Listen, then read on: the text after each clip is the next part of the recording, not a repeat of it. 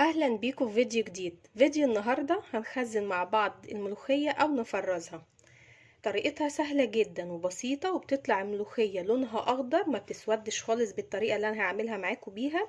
بخزنها كل سنة، بتطلع حلوة جدا. الملوخية زي ما انتوا شايفين، نجيب الملوخية تكون بتلمع، ما تكونش دبلانة. الورقة بتاعتها زي ما انتوا شايفين كده، ما تكونش مخرمة، ما تكونش سمرة دبلانة، ما فيهاش اي حاجة. الملوخية تكون حلوة كده وبتلمع، ده المطلوب. الملوخية علشان ما اطولش عليكم انا جبتها، بحب اغسلها قبل ما اقطفها. ليكوا حرية الاختيار، ممكن الاول تقطفوها وتغسلوها، او العكس زي ما انا بعمل. انا بحب الاول الملوخية اقطعها من الجزء اللي تحت دوت، اللي هو بيبقى في اخر الملوخية، اللي بيبقى فيه الطينة. بيبقى فيه طينة كتيرة، فبحب امسك الملوخية كده واروح مقطعاها من الجزء دوت، وارمي الجزء اللي فيه تراب كتير او طين، وابتدي اغسلها. بغسل الملوخية اكتر من مرة، لاني طبعا زي ما انتوا عارفين الملوخية ممكن يكون فيها طين، فيها رملة. المهم انها تتغسل كويس جدا. غسلتها كويس جدا، بحطها تتصفى من المية. زي ما انتوا شايفين كده، ديت بتبقى الطريقة ديت سهلة، انها بتنشف على طول من المية. اما اللي هي بتتقطف الاول وتتغسل بتبقى مليانة مية، بتاخد وقت في التنشيف. بس انتوا ليكوا حرية الاختيار تعملوها باي طريقة.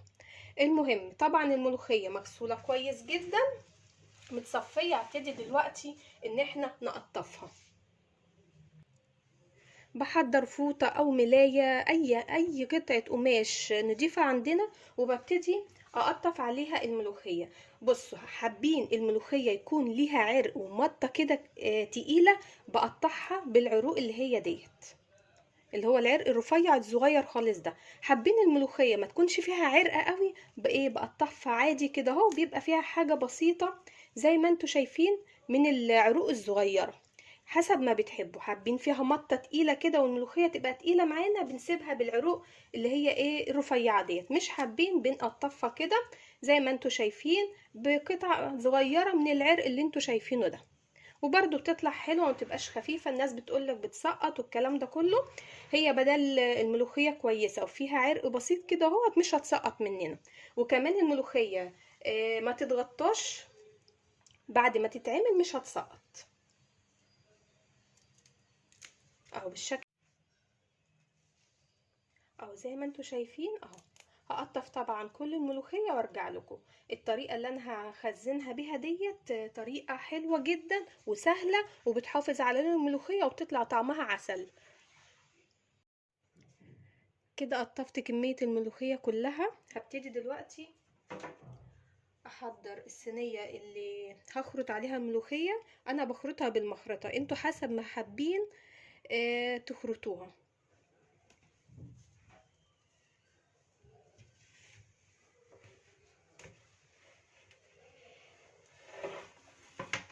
بحضر الصينية كده وافضي عليها كل الملوخية.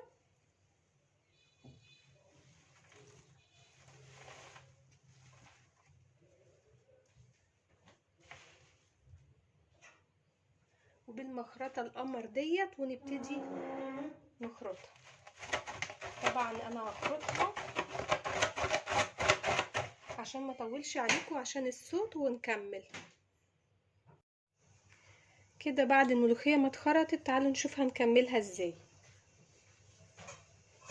هشيلها بس كده مع الصينية اهو بالشكل ده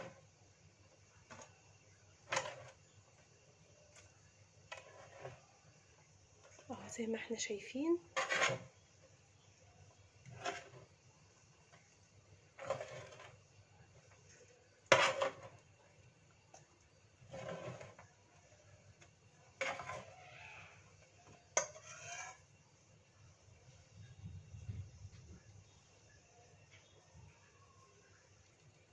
اهي كده تمام، الملوخية مخروطة قدامكم. هنبتدي دلوقتي نجهزها ان احنا نفرزها. هكون محضرة مية بتغلي على النار، وتعالوا نشوف هنكمل ازاي. زي ما احنا شايفين مية بتغلي، وهنزل عليها بمعلقة من السكر.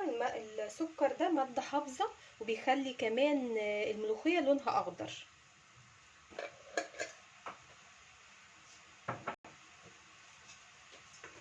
وهنبتدي ننزل بالملوخية.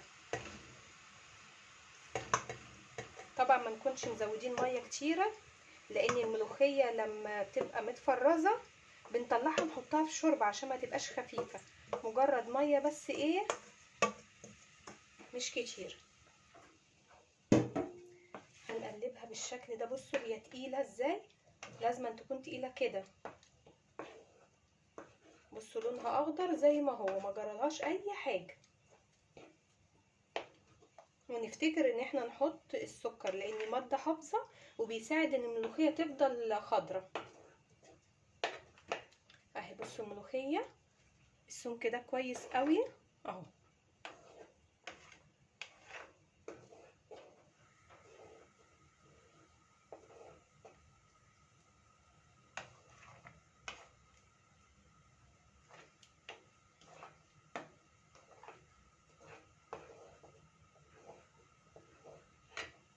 كده تمام. هطفي على الملوخية ونسيبها تبرد ونكمل.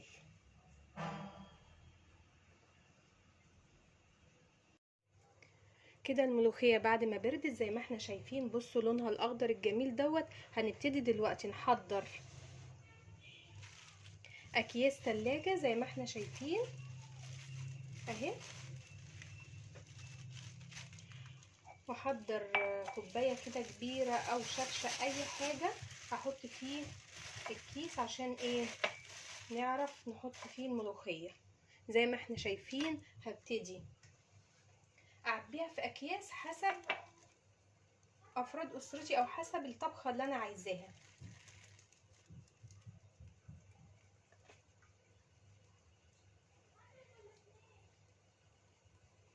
اهو بالشكل ده كده.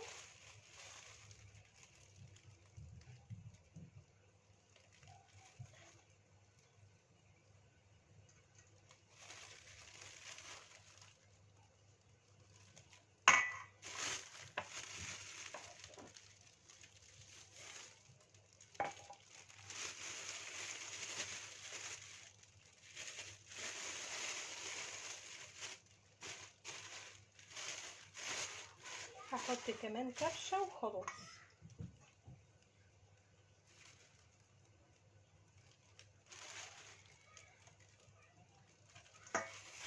اهو كده تمام.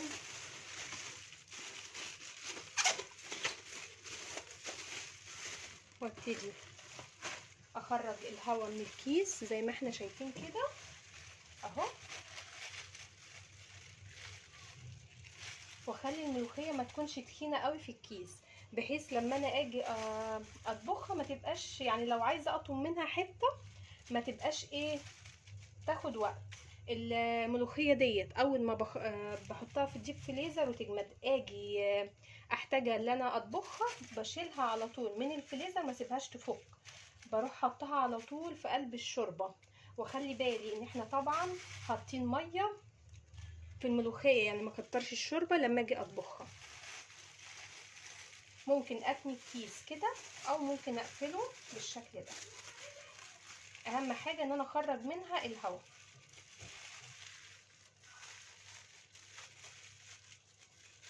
وتكون بردت خالص زي ما احنا شايفين اهي. ده اول كيس اهو من الملوخيه. الطريقه ديت حلوه قوي وبتفضل لونها اخضر وطعمها بيكون حلو.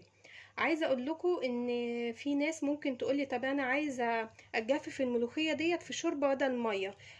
عادي ممكن اجففها في الشوربه، بس انا بالنسبه لي بحب اجففها بميه علشان لما تقعد كتير في الفريزر الشوربه بيبقى عليها الدهون بتاعه سلق الطيور او سلق اللحمه.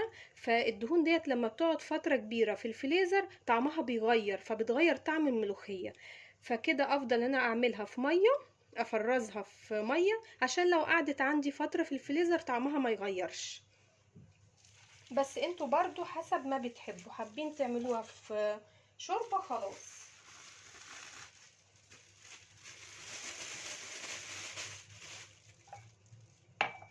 برضو هحط كده الكيس بالشكل ده كده،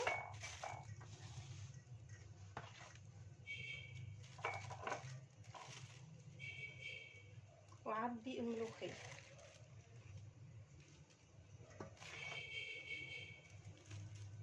انا هعملهم في كيسين كفايه قوي. انا مخزنه على فكره كميه اكبر من كده، بس انا عامله ديت قدامكم عشان ما تبقاش كتيره في الشكل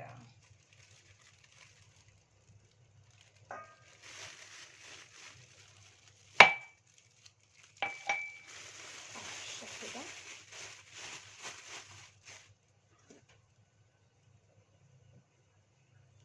ممكن افضي على طول بقى من الطبق كده اهو. بصوا انا عايزه اوريكم اللي هي لونها اخضر قوي على فكره، ممكن تكون الاضاءه مش باينه.